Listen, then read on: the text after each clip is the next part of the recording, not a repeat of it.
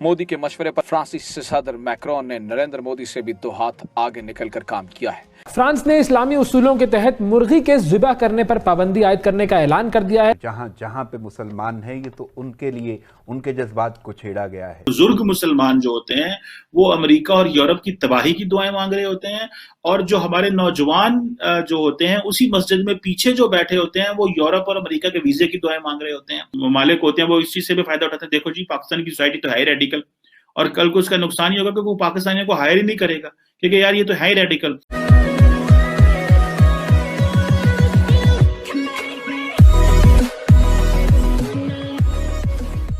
नमस्कार दोस्तों, अब यहाँ पर बात हो रही है प्रधानमंत्री मोदी की और हमारे विदेश मंत्री जयशंकर साहब की कि किस टाइप की विदेश नीति इन दोनों ने मिलकर चलाई है। और ये बात बिल्कुल सच है, क्योंकि 2014 में जैसे ही प्रधानमंत्री Modi as a PM elect होकर आए और उन्होंने सीधा यहाँ पर अलग अलग कंट्रीज़ का दौरा करना शुरू किया। खास करके उन्होंने दौरा किया अरब कंट्रीज़ का, उसमें से भी और यूएई और सऊदी अरब को समझाया कि भाई देखिए, इंडिया आपके लिए बेस्ट प्लेस है टू इन्वेस्टमेंट। वो दोनों मान भी गए और अच्छा खासा इन्वेस्टमेंट उनका कश्मीर से लेकर पूरे इंडिया के अंदर, यूएई का खास करके, और सऊदी अरब का जो इंडियन कंपनीज हैं उसके अंदर अच्छा खासा इन्वेस्टमेंट हो रहा है। ऊपर से जब कभी भी प्रधानमंत्री मोदी वेस्टर्न कंट्रीज़ में जाते हैं, चाहे वो जर्मनी हो, चाहे फ्रांस हो, चाहे यूके हो, यूएस हो, वहाँ पर उनका मतलब ऐसे उनका स्वागत किया जाता है जैसे कोई रॉक स्टार हो। और यही सारी सिचुएशन यहाँ पर डिस्कस हो रही है कि देखिए कैसे आपका प्रधानमंत्री जाता है तो कोई भाव भी नहीं पूछता, और देखिए कैसे इंडियन प्रधानमंत्री वहाँ पर जाता है, इंडिया का प्राइम मिनिस्टर जाता है तो उनका कैसे यहाँ पर वेलकम और आओ भगत की जाती है।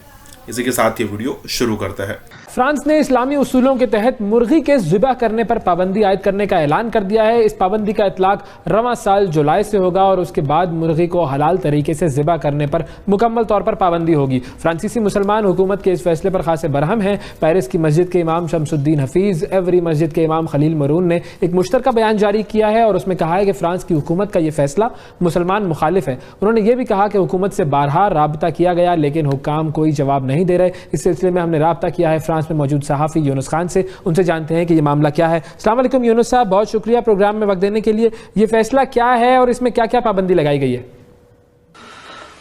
जी, नए कानून के तहत फ्रांस में जानवरों के इस्लामी ज़बह पर जुलाई 2021 से पाबंदी आयद होगी, यानी इस पाबंदी का इतलाक रमज़ान के महीने से होगा। इस कानून से मुसलमानों के साथ साथ यहूदी भी मुतासर होंगे। सबसे पहले तो आपको ये बताते चलें कि यूरोप में ये कोई नई चीज़ या नया कानून नहीं है।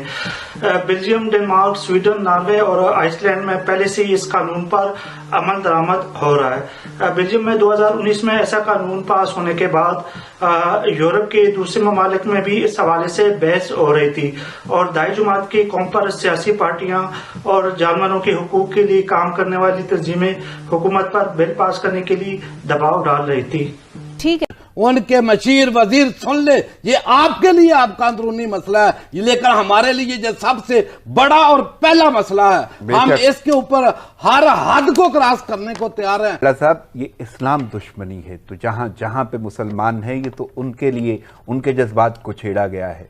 मैं वही गुजारिश कर रहा हूं कि अभी इसमें देखो उनका साथ कौन लोग दे रहे हैं। अभी भारत ने बड़ा वाज़ेह बयान दे दिया है कि हम फ्रांस के साथ खड़े हैं। अच्छा यूनुस साहब, ये बताइए कि ये फैसला फिर हुआ कैसे और इसका बैकग्राउंड क्या है? यूरोप के दीगर ममालिक में भी इस तरह के कवानीन पहले से ही मौजूद है, लेकिन 2019 में बेल्जियम में ऐसा कानून पास होने के बाद फ्रांस में भी इस हवाले से तहरीक शुरू हो गई थी। इस हवाले से जानवरों के हकूक के लिए काम करने वाली तंजीमों ने मुख्तलिफ सियासी जमातों को अपना हमनवा बनाया। फ्रांस में मुख्तलिफ इलाकों में एहतजाज किए गए। इस बिल को पास कराने के लिए मुख्तलिफ फोरम्स को इत्तेमाद में लिया गया और बहुत मुनज़्ज़म अंदाज से उन्होंने हुकूमत पर दबाव डालकर महकमा ज़राअत और खुराक के साथ मिलकर ये बिल पास करवाया। तो यूनुस साहब, अब जो फ्रांस में मुस्लिम कम्युनिटी मौजूद है उनका क्या कहना है इस कानून के हवाले से? देखिए, मुस्लिम कम्युनिटी इस हवाले से अपनी तशवीश का इजहार कर रहे हैं। फ्रांस में मुसलमान रहनुमाओं का कहना है कि ऐसे कवानीन आज़ादाना तौर पर अपने मजहब पर अमल पैरा होने से रोकती हैं। मुस्लिम कम्युनिटी को इस वक्त हदशात है कि इनके खिलाफ इम्तियाजी कवानीन पास हो रहे हैं। माशी तौर पर भी मुसलमानों की हालत खराब है। ऐसे कवानीन से मुसलमानों और हुकूमत के दरमियान मजीद फासले पैदा होंगे। इस वक्त ये वक्त की अहम अहम ज़रूरत है कि मुसलमानों और हुकूमत के दरमियान मुकालमे के ज़रिए जितनी भी गलतफहमी है उनको दूर किया जा सके। इस तरह के कवानीन से मुसलमान अपने आप को इस मुल्क में अजनबी महसूस करेंगे और हुकूमत और मुसलमानों के दरमियान मजीद फासले पैदा होंगे। जो होते हैं, जो अगली सफ़ों पे हमारे बुजुर्ग मुसलमान जो होते हैं वो अमेरिका और यूरोप की तबाही की दुआएं मांग रहे होते हैं, और जो हमारे नौजवान जो होते हैं उसी मस्जिद में पीछे जो बैठे होते हैं वो यूरोप और अमेरिका के वीजे की दुआएं मांग रहे होते हैं। तो ये हमें देखना है कि, और फिर जब ये पहुंच जाते हैं अमेरिका में, यूरोप में, तो वहां पे जाके किस तरह का बिहेव करते हैं। क्या ये पाकिस्तान के लिए एक सर्विस अब कर रहे हैं या पाकिस्तान के खिलाफ एक साजिश कर रहे हैं? जो हजारों पाकिस्तानी इस वक्त फ्रांस के अंदर हैं, जिनकी फैमिलीज मौजूद हैं, उनके लिए इससे क्या मुश्किलात पैदा हो सकती है मुसलमान सोचते हैं? क्या किसी को डिपोर्ट किया जा सकता है?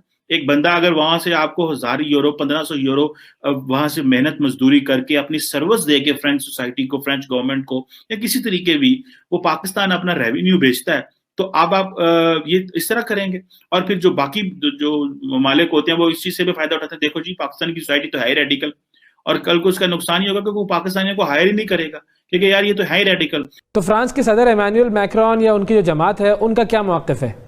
हुकूमत के इस तरह के कवानीन पास कराने में सियासी फायदा है, इसलिए मैक्रोन हुकूमत इस बिल की हिमायत कर रही है ताकि दाएं बाजुओं और कौम परस्त पार्टियों के वोट भी इनको मिल सके।